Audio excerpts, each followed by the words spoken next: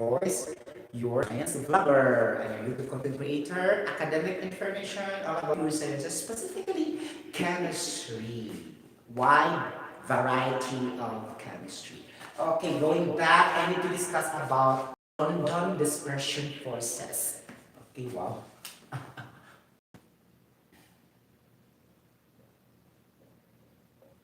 London dispersion forces. Okay. Guys, London here is just only a matter of who discovered this kind of theory. Okay? It doesn't connect to the place, United Kingdom or London, something like that, whatever. Okay? It's just only the, normally in science, the one who contributed the research or the discovery will give credit to them. Okay? That's most of the time. For example, Dalton's law of partial pressure, like that. Okay?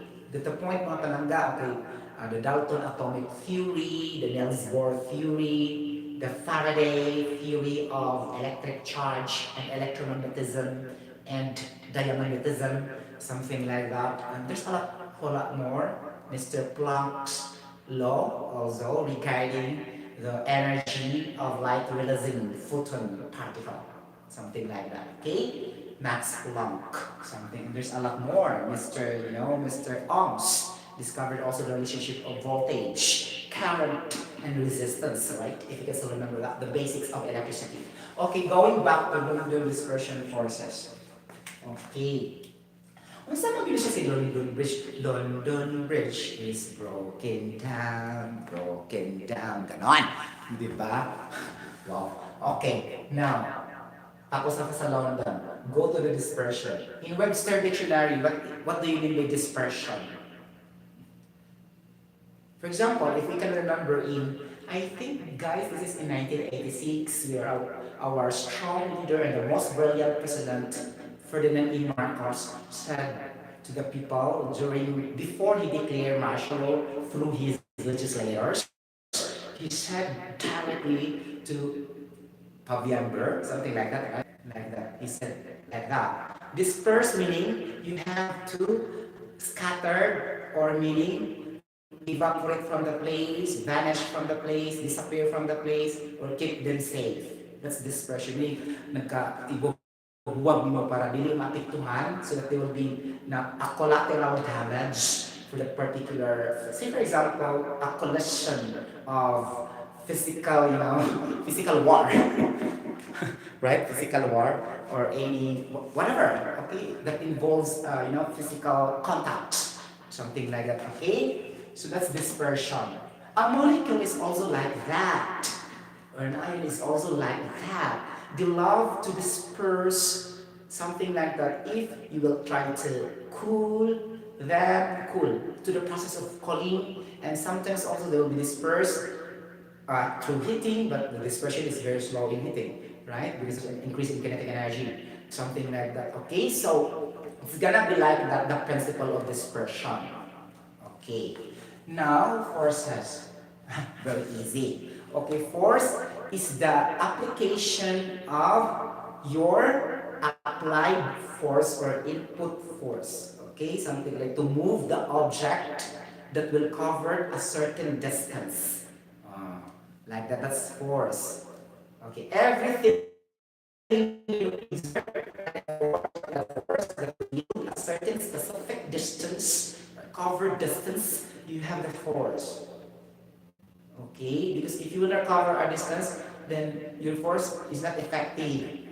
For example, if you will try to raise this pencil pen, there's a vertical distance covered. When I raised this pencil pen, something like that, but the distance covered is a matter of height, vertical distance. Also the same as when you push, you apply force and cover a specific distance, a horizontal distance, something like that, or shall we say a length or a width. It's up to you if you consider the geometry study in math. Okay? Geometry, mensuration. Mensuration talaga in math. As we can remember about perimeter, area, volume, di ba? Mensuration study in math. Okay, mensuration, ano ba? mensuration, mensuration, not mensuration, mensuration. That is what we call geometry mensuration. No, geometry talaga guys. Okay. Okay, based on some ko sa kong brain cells ha. Okay, correct me if I'm wrong. Okay, now going back here. Okay, now when we mean of dispersion forces, basically this is the weakest intermolecular forces. Weakest. Meaning it will not move the molecules vigorously. Meaning very weak only. Okay? So meaning to say dispersion is very high, strong dispersion forces. Okay? And then this is very weak attractive forces also. Attractive or repulsive. Okay.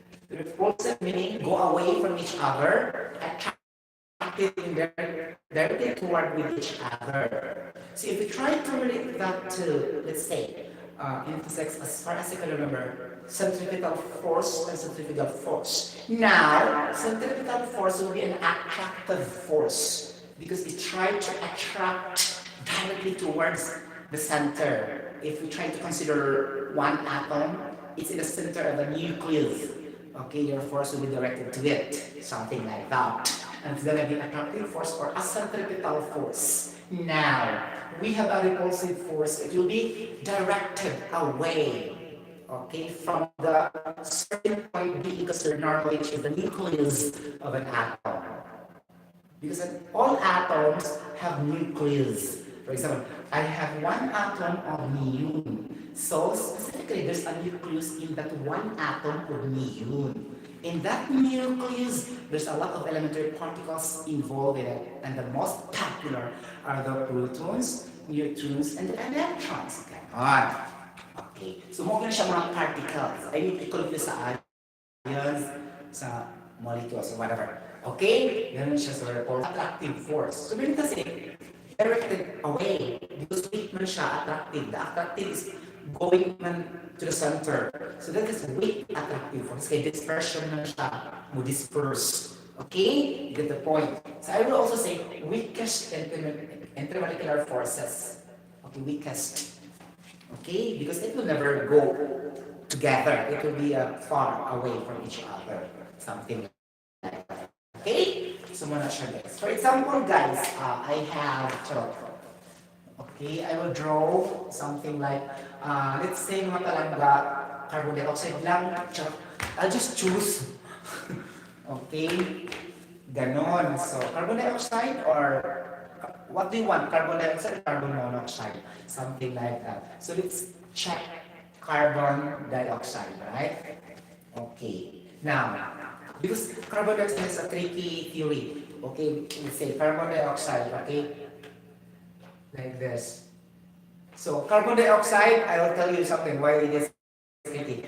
Carbon dioxide, okay, carbon dioxide. Okay. Kung sa ganito, ano carbon dioxide, ang meaning, because this is a molecular compound.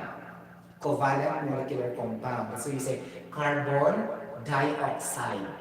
Okay? But if it happens to be an ionic, the subscript doesn't matter. Okay? For example, I have, let's say, metal and non-metal. For example, I have sodium, let's say, fluoride. Okay? For example, I will put 2. Okay?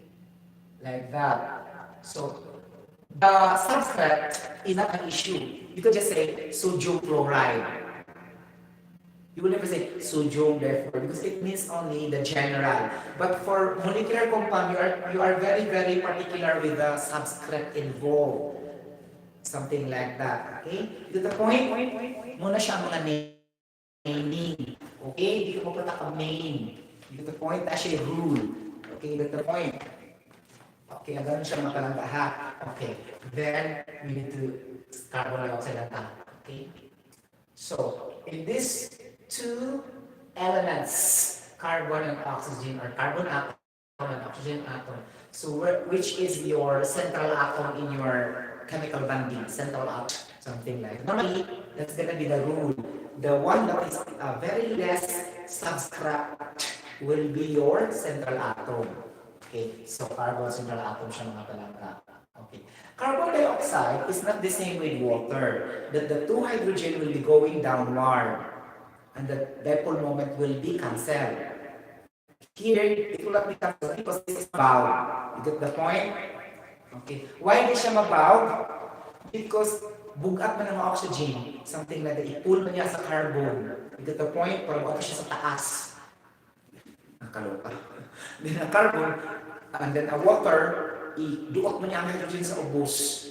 Igaan na kaayo. Charot. Diba? You get the point? Muna siya mubawag siya. Dili siya mato sa kilid. Okay? So na siya. Okay? For example, trigonal, pyramidal, tetrahedral, trigonal, mga ganon siya. Muna siya ang geometrical symmetry. Okay, ganon. Yeah, we have also unsymmetrical, symmetrical. So these are the geometrical orientation of a particular shape of an atom. Something like that. Okay, ang orientation. The orientation of two oxygen atoms will be in the left and right 180 degrees horizontal. Left and right. One has 4 valence electrons in the outermost shell. Ganon. Oxygen has 6 valence electrons in the outermost shell.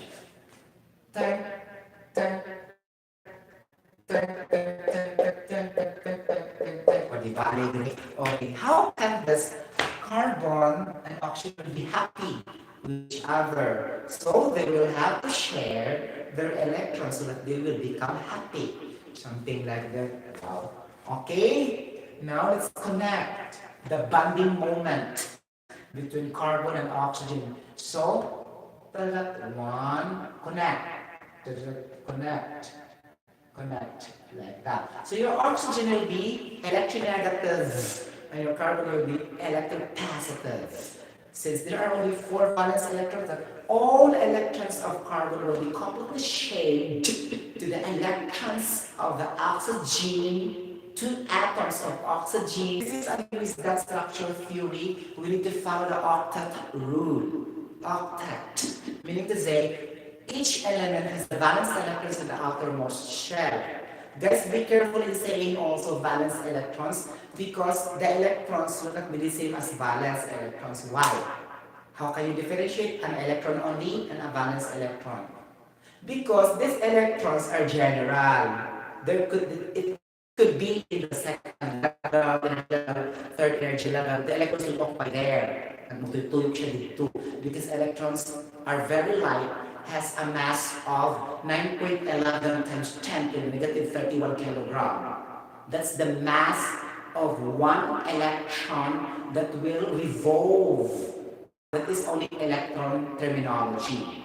Now, the valence electron is so special. When we need valence electrons, technically, these are the electrons that will revolve in the outermost shell, in the last energy level.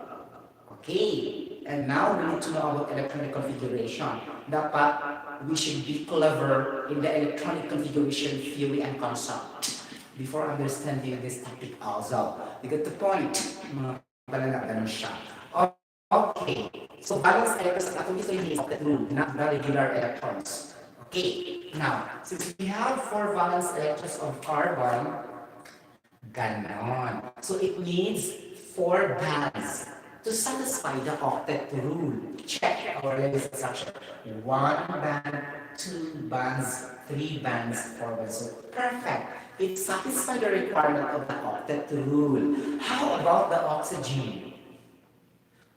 Oxygen has a 6 valence electrons in the outermost shell.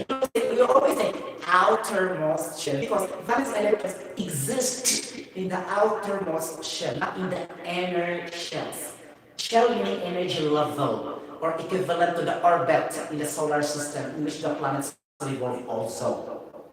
You get the point? Equivalent to the solar system. So the sun is the center of the solar system and the sun equivalent to the nucleus. Something like that. Okay? And then the nucleus is where outside electrons revolving, electrons equivalent to the planets, something like that.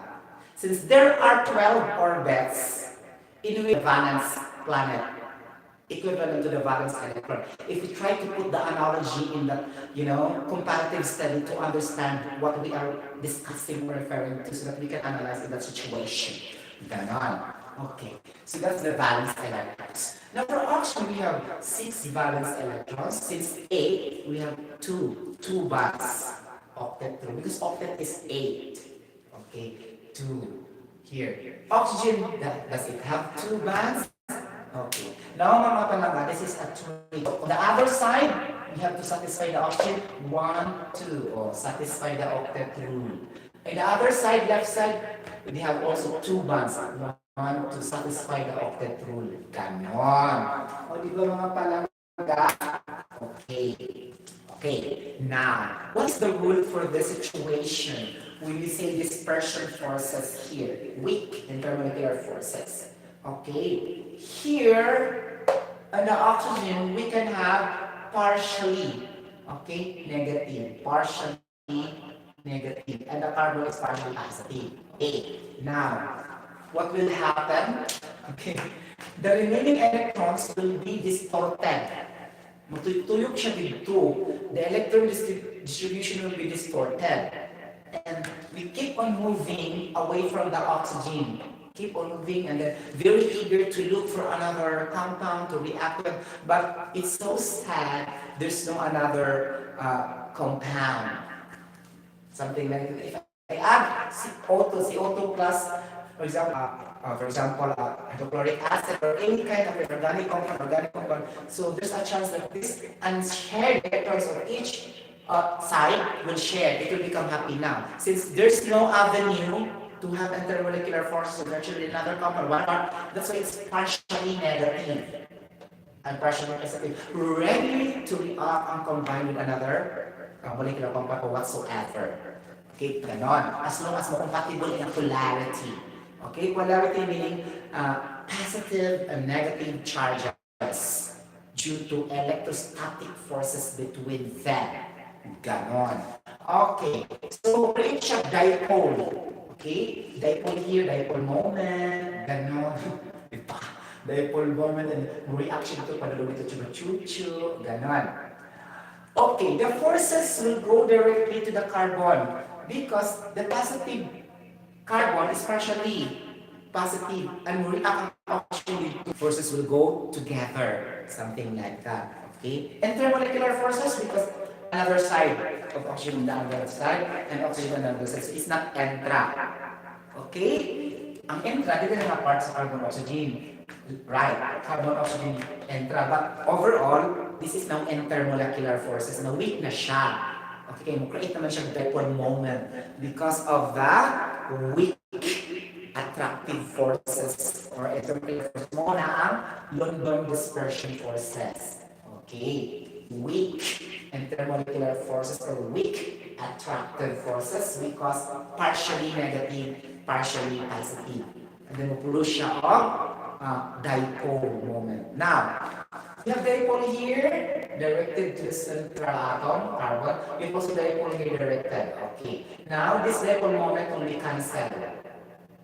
Okay. Upon cancelling now, so this CO2 will become non-polar. What can I say? How can I say? For example, this one. So the theory says also, based on my memorization, it says also the electronegativity En, if that is greater or equal to the difference of, let's say, 0.5, okay? So if it is less than 0.5, that is non-polar.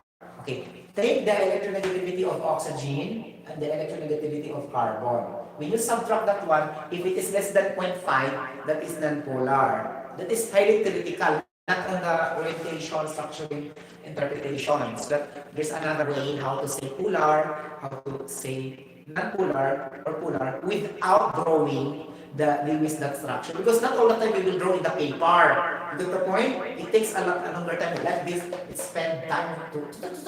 Sometimes also we are very happy and fun of, scanning the book like that or carbon, something like that. This is only good if the examination is open book. Book, you do this limits that structure so that we can identify if it is a non-polar or polar through this. Okay? You get the point mga palangga. Okay? So ano na siya mga palangga? Okay. Kaya non-polar man siya, kaya ang valence electrons of oxygen still have remaining unpaired and the carbon competition. Dili siya equal guys ba? Okay? Muna siya, non-polar siya. Okay? Ganon. Now, if we add the two electronegativities, it will become non-polar. But taking individually, it is polar. Get the point for oxygen, carbon, like that. When you add some, it will become non-polar. Okay? So ganito, electronegativity is greater and equal to the difference of 0.5. Okay, like that. If it is lesser, it is non-NP, non-polar. If it is higher, it is polar. Okay? So this is another way how to say a compound is non-polar or polar. Aside knowing the fact that charges involved, the positive, the negative, okay, because in that interpretation there is already polarity because there's an opposite charge involved in your chemical reaction or in your chemical bonding. Momogeny mo naman ang guys. Opposite charges pala siya, polarity din ang tawag ng anita yun na. Okay? You get the point? Siya. Char. Okay? Like that. So non-polar na ang carbon dioxide. Okay. Ang nakapag-polar, anong polar ninyo yung hidayong na guys, no? Because sa oxygen. Okay? Muna yung nakapag-polar. Okay? Because ang O2 manggod guys, di ba, duha ka oxygen, they have equal unpaired share of electrons. And their valence electrons also are equal. So, directly they are non-polar. Equality man siya. Dili gid mag-equal ang valence electrons o iyang unshared electrons. Automatic din siya nga polar-polar chuba-chuchu. Okay? And there's unshared electrons. Not only the unshared electrons, but also the valence electrons. For example, if I have NO, for example, if I have hydrobromic acid. Hydrobromic acid, the same as hydrochloric acid, right? Okay, so hydrobromic acid is HBr. Hydrogen is only one valence electron. This is group 1A. Bromine is 7 electrons. So there's an inequality with the valence electrons. So automatically, this is polar already. By not drawing it. Okay, the Lewis that structure, ganon. Understood na siya. But if there's an equality, for example, I have chlorine gas. Okay, chlorine gas. There are two atoms of chlorine. Normally, if you add two chlorine atoms, both of them have seven valence electrons. So, 7 valence electrons of chlorine plus 7 valence electrons. So, equality ang valence of electrons. That's why all diatomic gases, okay, all diatomic gases are non-polar. This is also theory. No need to draw like that. All the atomic gases are non-polar. And all hydrocarbons also are non-polar. So mas maayo nang i-memorize na lang yung mga theory para during examination, if there's a choices like this, hydrocarbon, like this, so you can identify already that they are non-polar, polar. Usually the question was say, which among the group is non-polar? Which among the group is polar? Which does not belong to the group? Ganon. Ano ang mga choices? Kung hindi ka kasabot kung say polar o say non-polar, kaya mabiyan nag-drawing sa choices ang yung mga charges. Gibutang lang ito na sa compound. For example, ascorbic acid, acetic acid, sucrose, glucose. And how can you say that it is polar, non-polar? Diba? Nawa man nag-ibungkag-bungkag sa Lewis that structure. Okay, so, dapat makibaw ka sa theory, when can we say polar, when can we say non-polar. So tuloy siya ka identification. Through Lewis dot structure, second, through electronegativity theory, and third, through the valence electrons. Okay, muna siya. And then lastly also, i-summarize naman na all hydrocarbons are non-polar and all diatomic gases, chlorine gas, bromine gas, ganun siya chucho. Okay, iodine gas. Those are non-polar. Equal number of valence electrons. Okay, ganon. Oh. Now, ang polar, the opposite one, not equal valence electrons. And there's a lot of unshared electrons. And then, your electronegativity also difference will be higher than 0.5. Okay? So, dapat siyang paraan. Okay? So, ang pinaka-safe yun, ang theory. Because kung ano tayo na data, not allowed ang Google search and examination. Okay? You got the point? Not allowed put ang books. Okay? Like that.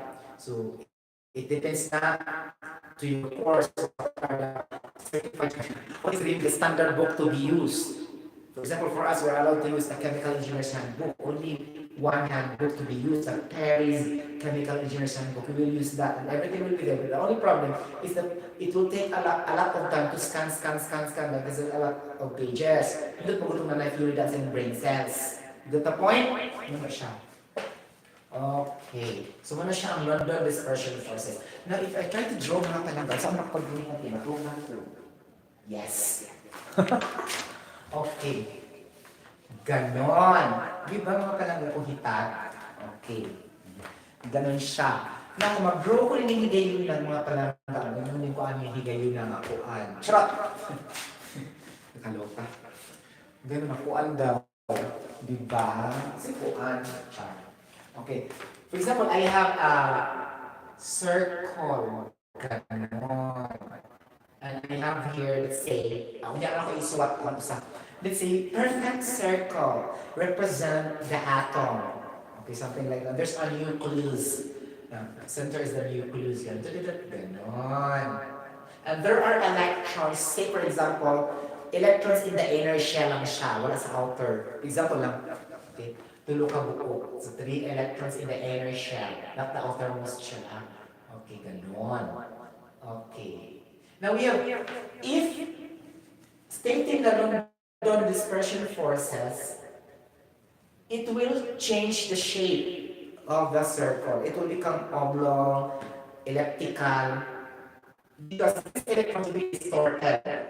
You know, the distribution will be, not equal or unsymmetrical na siya. So it will become like an oblong or an elliptical, something like that. Okay, with the nucleus like here. But the electrons will be going to the other side on because it will be, it will be dispersed. That's why London dispersion. Okay, like that, or distorted like this. Okay, and this dot represent the nucleus, ganon. Okay, and this 3 dots represent the electrons. So the electrons will have an electrons distribution. Okay. How it is being distributed within an atom. Within an atom and outside the nucleus. Because electrons is always outside from the nucleus. Get the point? Okay. Electrons distribution. Now if it will become distorted, it will produce a dipole. So muna siya partially positive and partially negative. Ganon. Okay, wala siya ang dipole here. One dipole lang siya ang show. Hindi kayo na. Okay? Muna siya ang pagsagot sa London dispersion forces. Okay, meaning taas tayo niyang weak attractive forces. Or meaning to say, the repulsive forces are very, very high. Repulsive. Going away. Meaning to say, the valence electrons will be farther away with each other. Okay, away from the nucleus. Okay. Okay, ang shape, dako naman ang shape. If dako ang shape or the atomic size, ang valence electrons mo, farthest away siya sa nucleus. Muna siya London dispersion forces. If gamay ra imong atomic size, okay, magpupun siya dito. They will be concentrated on the center. Okay, these electrons. Okay, and then they are far away from the nucleus. Okay, so that is mainly the attractive forces. Okay? But we are saying weak attractive forces, meaning repulsive forces are dispersion forces. Okay, nagkataon siya weak kayo siya because mubungkag siya, hinay man siya. Okay? Like that, you got the point? So farthest away from the nucleus, muilog siya dito sa gawas. Especially ang valence electrons. Okay, ganda naman. The point, mga palangga na siya nakabo. Okay. Now, if we say, let's say, sodium and potassium, let's compare that one. Which among them has a higher atomic shape? Or atomic mass? Atomic mass is obvious because it's going downside. Which of them is bigger? the size, S-I-Z-E. The sodium or potassium, okay? Which is more bigger in size, the sodium or potassium? This is a question. In this kind of fluid, you understand the periodic trend or periodic trends we need to understand. Okay, for example, like this. In going to left to right, gano'n siya. Usually siya i-memorize guys ha. Okay, mo sa theory. Okay, sa physical and chemical principles coverage, so word examination. Okay, so left to right, atomic number increases. Okay, molecular weight increases, mass number increases. Okay, from top to bottom, atomic number also increases. Okay, like that. Now, what will happen to your size from top to bottom? Okay, this will become decreasing size. Ito ba mga palangga? Okay, so, pasag mga palangga ha. Okay. Imo siya timan ang ani guys ha, mga relationship para makasabot tanong. Okay, gano'n. So, di ba naman kayo ng metal sa right? Ng metal, sinasag kay metal sa left. Okay. Now, since you know na metals are purely electronegative, meaning siya, light siya. So, when it is light, meaning gaan. So, dili siya bugat, sumay siya, gamay ang size. So, dito say, from left to right, decreasing the size of an atom or an element. Okay, decreasing the size, kagamay siya ba? Okay, lighter naman siya dito atom. Muna, may nunta, non-metals are having a higher ionization energy. Why? Because they try to remove the electrons coming from the metal. Okay, to be ionized or to be stable, something like that. So, higher ang ionization energy. So, bali siya sa atomic number. Okay, atomic number left to right increasing, but ionization energy from left to right is decreasing ang ionization energy. The same also with the electronegativity and electron affinity. Wow. Okay, electron affinity being the combination of electrons. Okay, you get the point? Well, what happened to your physical properties such as the melting point, boiling point, okay, what will happen? Okay, taas ang melting point ang nasa taas. Okay, decreasing melting point. Something like, for example, sodium and potassium. Sodium has a higher melting point compared to potassium. But potassium is having a higher atomic mass. Okay, so meaning to say, higher melting point sa sodium, meaning to say, dugay ka siya on, dugay ka siya melt ba? Kaya higher melting point. Kung dugay siya melt, okay, kung dugay ka siya melt, grabe kaayo ang iyang lattice energy. Yung energy ba? Dugay ka siya mabungkag. Ganon. Di ba? Get the point? So, ano siya ang hitabo ni Hingayula. Charot. So, ano siya? Okay, so dapat makiba ka sa arrangement sa mga elements, kung sa taas niya, kung sa dako, kung sa gamay, ganon-ganon. Di ba? Oh. Di ba? So, magka-analyze siya, no? Magkalanda. So, kung ako tinanan sa physics, ako yung naman ang physics nga palangga, naatay ka itong formula sa kuan, kaya sa, kalimut ko, kung natin may ngani, centripetal force is equals to the electrostatic force constant times the electric charge of first object Q1 times the electric charge of the second object Q2. Okay, like that over the R squared. R squared is the distance, okay, in the circle. Okay, so this is now the formula, either this is a centripetal force or a centrifugal force. Okay, now, kung atong mga problema, ang ani guys, tuduan ka mo. If the question is mag-involve ng mga electrons to bachuchu, and there's a distance to bachuchu. For example, calculate the distance when an electron have a charge of something like that. Na-discuss ako sa college. Okay, it will be touched but not deeper. Okay? Kaya mga examples, mga common na dyan kayo, sa mga libro, dili kayo siya i-emphasize. Okay? Now, if you try to compute the forces in the chuba-chuchu like that situation in the elementary particles, for example, calculate the force exerted by an electron to move the chlorine to the right in the reaction of hydrochloric acid. O di ba? Because hydrogen will react to chlorine. O, what is the force? Ganon. Gamitan mo yung mga kayo na. Okay, a force is equal to electrostatic force, the electric charge, 1 electric 2, like this, diba? Now, if the electric charge will be just equal, that's why mahimo siyang Q1 raised to the power 2. Because normally man, kung parihang mo na mga electron ng mga chlorine-chlorine, chlorine-chlorine band, meron na siyang chlorine.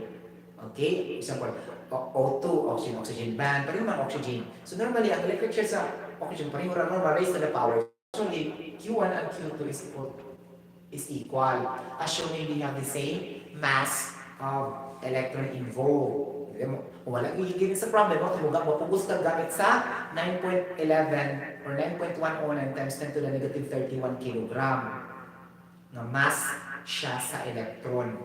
Ganon. Okay? Mapugos ka gamit. Hindi compute ang electric charge na through sa katong electricity na po.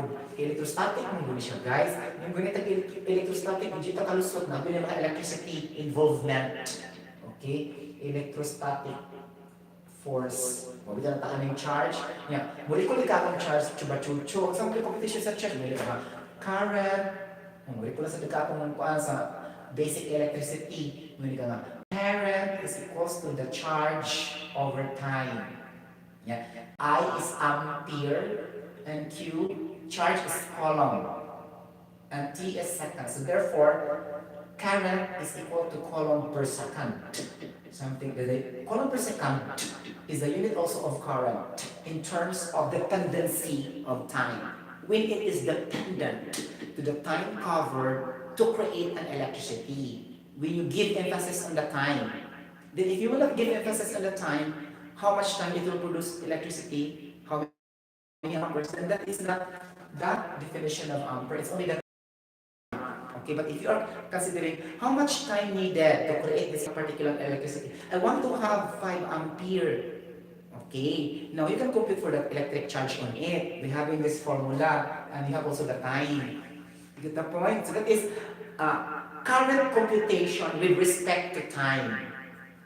Because normally, hindi mag-involve ang time, ani nga Ohm's law. But in this case, mag-involve siya o mga time, chuba-chucho. If you are asking for usually the column or the charge, electric charge. Okay, for example, diba? 1 electric charge to 1.607 times 10 to the negative 19 coulomb. Okay? In every electric charge of a particle, something like that. Okay. Now, isubstitute mo ang Q diri ari kayo na ang time diri na kay current in terms of electrical charge. Dili na to katong simple na Ohm's law lang. Namin ka na V is equals to IR, voltage is equals to current and resistance. Dito siya applicable because that kind of formula that doesn't involve electrostatic forces and electric charge. Dili siya mo relate aning centripetal force. Ang kanang Ohm's law nga V is equals to IR. Okay? Ganon. So, kanina yung gamito ng I is equals to Q over T. Ganon. Okay? Yung gata po yung mga palangga. Ganon siya. Charot. Okay? Muna yung may tabo ng higayo na. Mo relate sa katong kuan. Kailan naman kay time. Maning kamot din kong i-relate mo sa katong electrical energy. Energy. So, energy, hindi ka na current energy man. So, it could be a horsepower. It could be a watt. It could also be a calorie, a joule, but more or less in electrical energy, we're referring to a watt, a kilowatt, or a horsepower, something like that. Okay? So 1 horsepower is equal to 746 watts. So that is the conversion from horsepower to watt, something like that. You need to consider the electrical energy formula, which is equal to electrical energy is equal to, okay, the energy over the time. Ganun siya. Okay? So watt over the time na siya. Ano yung electrical energy? Okay? Ito po yung mga palangga, muna siya may tabi na nangigayon na. So electrical energy is equal to the power over the time. Okay, ganun. Where power is in terms of watts. Ganun. So ang power, muna siyang i-deliver sa inyong, for example, electrical motor pump, diesel fuel motor pump, that's the power. With corresponding time in the denominator, you are considering after 1 month, after 3 years. So what's really the energy? Since we are not focusing for that, as long as there is a specification when you buy the motor pump, will it be a centrifugal pump or whatever. So, enough na siya. Kaya naman siya power. Na naman siya working, operating power, something like that. So, makomputing ka ang electrical energy. Ganon. Ano siya? I-connect mo doon mo na ay exposed to overheat. Ma-connect mo sa nangyong sa centripetal force. Kaya usahay mo good guys, ang kanyang nga problem sa physics man masagulan kayo sa chuchu. Really. Ang problem man niya guys no, mga electrons, masagulan na tayo of physics ba, muli na. Calculate the time. Calculate the time of an electron, di ba? With a charge, something like a chuchu, with a distance of 2 meter, with an electrostatic constant. Di ba? Mamrong makalibog. Pero kung kabalo ka sa theory, watch mo siya guys. Especially kung kabalo ka sa mga derivations equation. Okay? Magandang kayo. Makalimut na ba kayo usahay? Muna siya i-derive chuchu. Ganon. Di ba? Usahay yung tiba na ninyo hidayo na guys. Kung kakuha na makagaling connected ka. Compute for the electrostatic charge. Kuha na ninyo ang K. Pinaagi sa math. Kung magkasil-cancel ka. Ano-ano. Kuha na ninyo ang K. Ganon. Mamaster naman mo guys, if you'll be taking engineering kay 5 years ba ya? Okay, sabi mo master, 3rd year pa lang ba? 3rd year college pa lang, mamaster na namin mo siya. Ang uban ganun, 2nd year college, master na nila. Okay?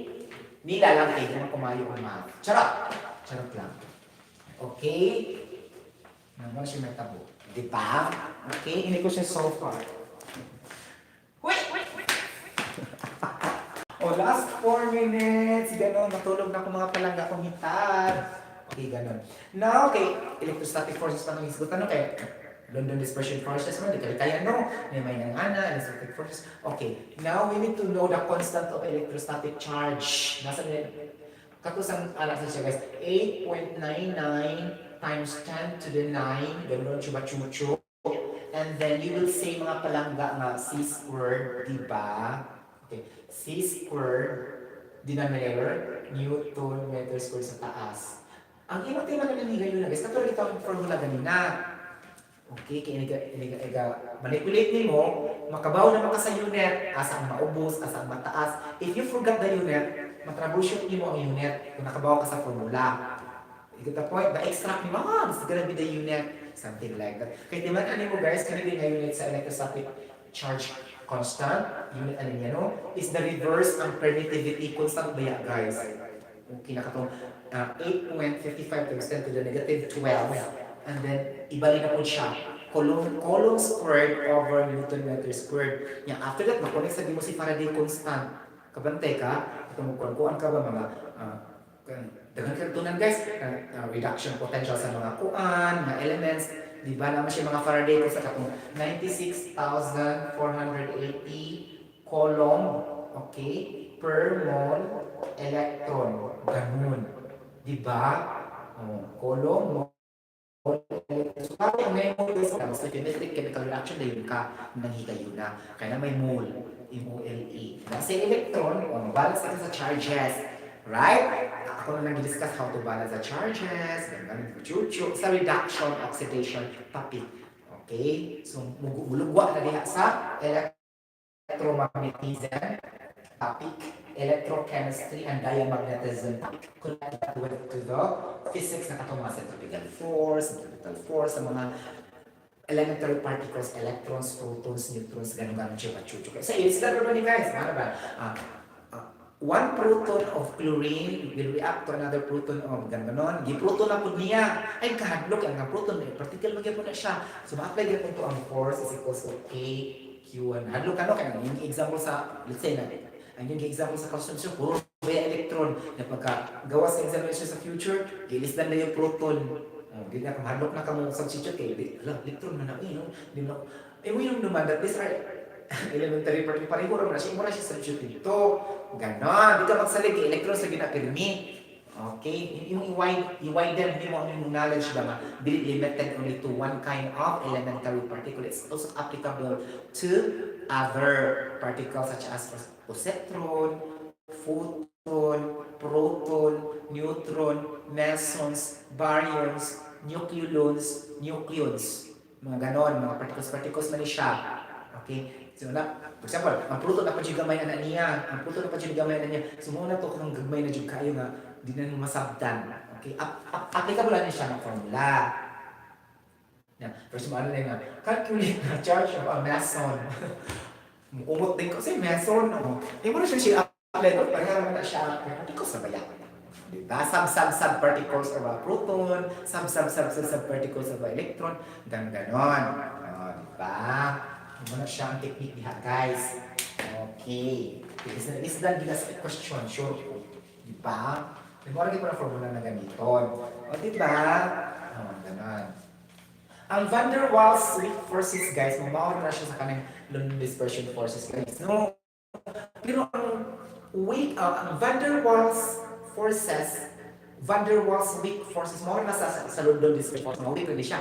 Weak in ang only difference, guys, is because the van der Waals weak forces, limited ba siya sa gases? Sa non-ideal gas.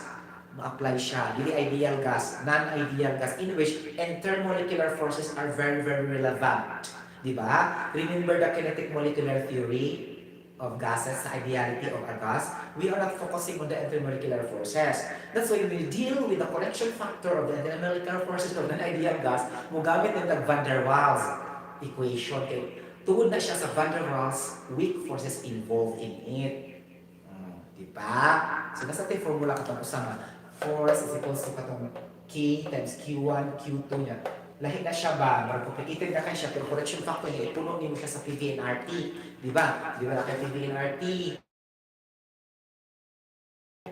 Okay? Naki-ipuno din sa correction factor sa P, sa pressure, naki-ipuno sa volume, manipulate din ka sa equation, mag-derive ka, makakuha na kang line equation sa van der Waals equation for non-ideal gases. Okay? Kaya ang question in the future, hindi rin tayo ideal. Kasi marang calculate the number of moles of krypton gas in a non-ideal gas. Or sometimes, isihin nga non-ideal gas siya. Sometimes, yung i-compute ang compressibility factor, Z.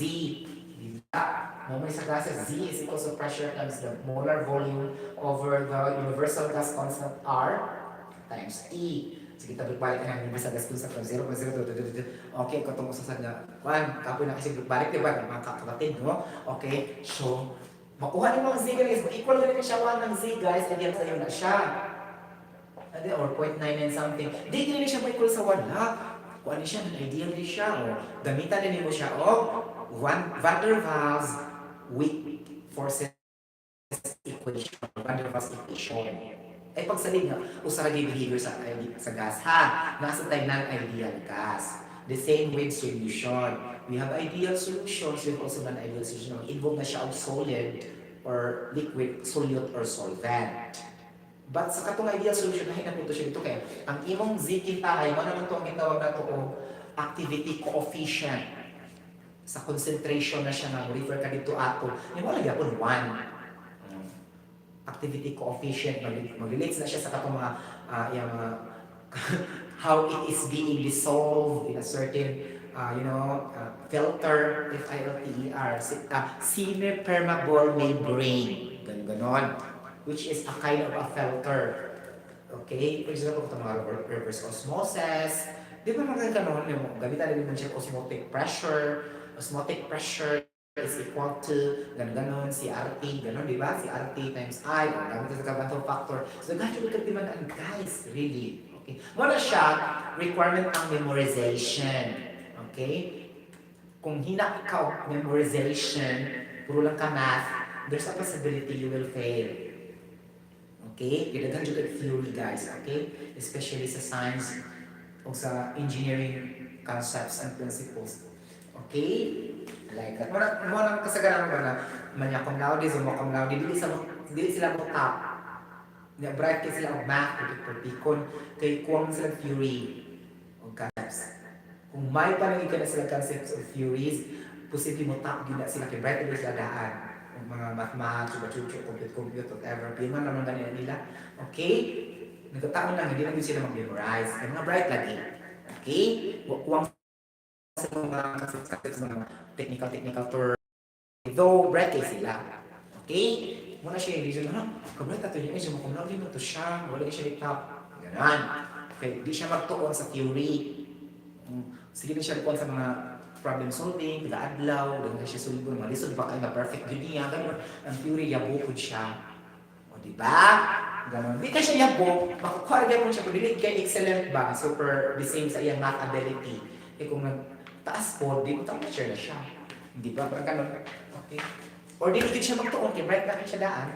Di ba? Ganon. Nakatong mga dili kay bright, magtuon pag-ayo, ma-absent siya. Mawag ka kasagaran sa matang na siya, dili ko na sila mga manyak cum laude, sakto lang sila ba? I-research ko. Pumunta na natin ng mga nitapa siya, dili na sila tanan manyak cum laude, summa cum laude. Sometimes, dili sila Dens Lister, average na. Pero due to their effort, nalangkat nila ang top 10. Charot! Charot lang. Nakakaloka. Nalangkat. Okay? Thank you so much. Bye-bye. God bless everybody. See you later for my next vlog tomorrow. I'm gonna tackling tomorrow a lot of topics because Thursday, really, it's the happy time. And then Friday and Saturday will be the day offs. And then the Thursday night will be a full of bondings. I'll be discussing a lot of chemical bonding such as ion dipole bond, chemical bonding, dipole chemical bonding, mga ganun-ganun, di ba? Ion to ion structure interaction. Nakakaloka, di ba? A lot of chemical bonding. Ano siya, okay? Sa tomorrow night, guys. Okay? Mag-study pa ko more. Review na ganyan ang tawag niya, no? Kaya ako naman gi-review, ako naman i-confirm. Okay, so mag-review po ko, ganun-ganon, di ba? Yeah, ihalo din ako mga stock knowledge, makakama ko one vlog with you guys tomorrow. One vlog or minimum lagi na siyang one. It's could be 4 or 5. Thank you so much for watching. You can comment, you can like this video guys, and you can subscribe my channel if you want also, and click notification for some of this I am here. Internal voice. Wow, nakakaloka. Diba? Bye-bye. See you later. Mga palagamitan. Matulog na pa. Uy, alas naman guys. Diba? Bye-bye.